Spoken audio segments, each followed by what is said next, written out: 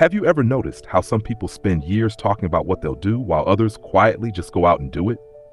We live in an age of plans, endless plans, where every dream begins with a spreadsheet, a calendar, and a dozen strategy sessions.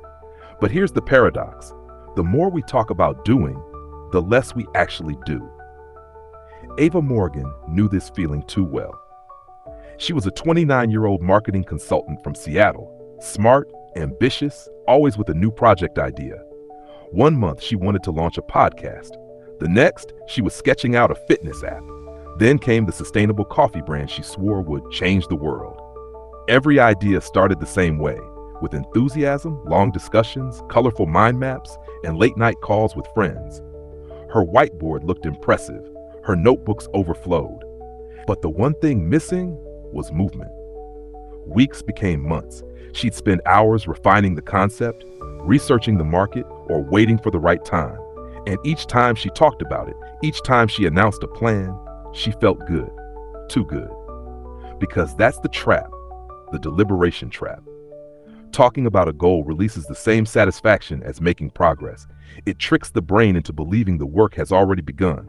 And Ava had fallen right into it. One evening, after yet another unproductive brainstorming session, Ava sat in her small apartment, staring at her untouched laptop. She whispered to herself, "Why am I not moving?" That night, she made a decision, a quiet one. No more grand plans, no more announcements, just one rule: do first, talk later. The next morning, she didn't post on social media. She didn't buy a new notebook. She simply opened her old laptop and recorded a 2-minute voice note, a pilot episode for her podcast. It wasn't perfect. The audio was messy. Her voice trembled, but it existed, and that changed everything. Each day she did something small, editing one clip, writing one paragraph, learning one audio skill. No big declarations, no audience, just quiet action. And strangely, she started to feel lighter. The anxiety of overplanning faded.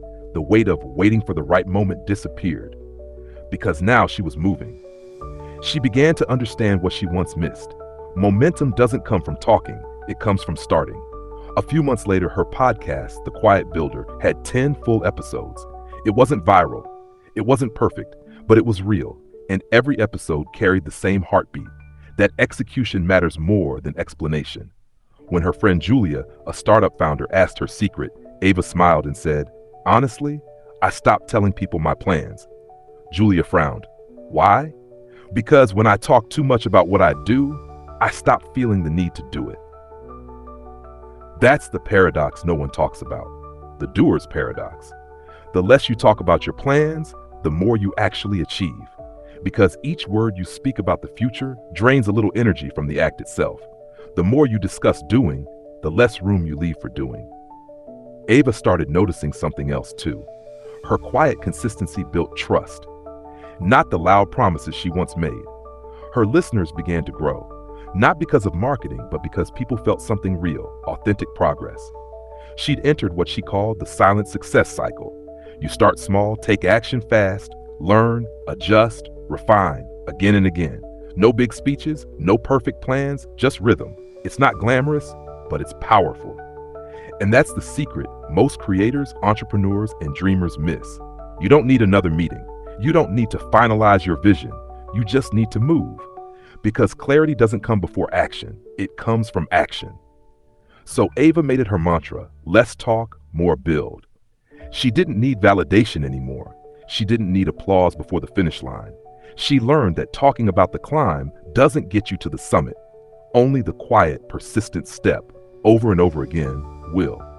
And if you think about it, every breakthrough in history, every invention, every masterpiece began not with a meeting or a plan, but with someone who decided to start.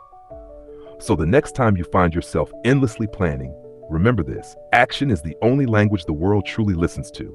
Start small, start messy, but most importantly, start quietly. Because in the end, it's not the loudest who achieve the most. It's the ones who move in silence and let their work speak. What about you? Have you ever caught yourself talking more than doing?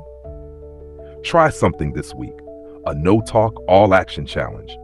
Pick one goal, say nothing about it, and just start.